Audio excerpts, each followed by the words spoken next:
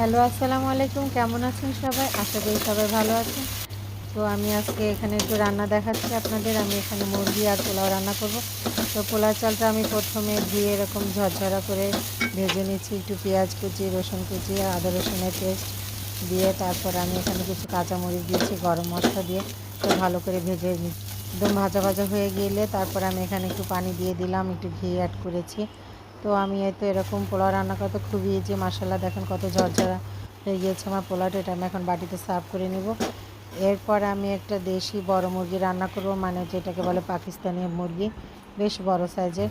তো একটা আস্ত বড় মুরগির জন্য বড় বড় আলুকে তো এরকম করে পেঁয়াজ বেরেস্তা করে রেখেছি এবং এখন আমি কড়াইতে বেশি করে পেঁয়াজ 1 কাপের মতো হবে, রসুন কুচি, গরম মশলা, আদা রসুন পেস্ট 1 চামচ করে। আমি টক দই নাই দেখে লেবু দিয়ে একটু দুধ দিয়ে টক দই বানিয়ে দিলাম, 1/2 কাপের মতো হবে।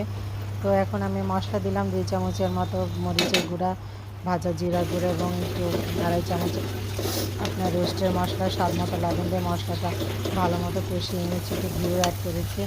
তো এখন মশলা যখন কষানো হয়ে গেলে আমার মাংস আলুগুলো একসাথে দিয়ে ভালো করে এটা নাড়াচাড়া করে মশলার সাথে ভালো করে এটা মিক্স করে কষিয়ে নিতে হবে। তো এইভাবে করে আমি মুরগিটা সিম্পলভাবে না ভেজে কীভাবে আমি রান্না করলাম সেটা আমি দেখালাম। আপনারা এভাবে করে করতে পারেন, রেগুলার কাট করে সিম্পলভাবে, যেন রোস্টও খাওয়া হয়ে গেল, মুরগিওটা খাওয়া হলো। এভাবে করে নিতে লাস্টে ঘি চিনি দিয়ে দিলাম কষানোর ভিতরে। দেওয়ার পর আমি একটু ঝোলের পানি দিয়ে দিব, দিয়ে এরপরে এটা ভালো করে আবার একটু নাড়াচাড়া করে ঝোলটা কমে আসলে এরপর আমি একটু উপরে পেঁয়াজ বেরেস্তা দিয়ে দিব।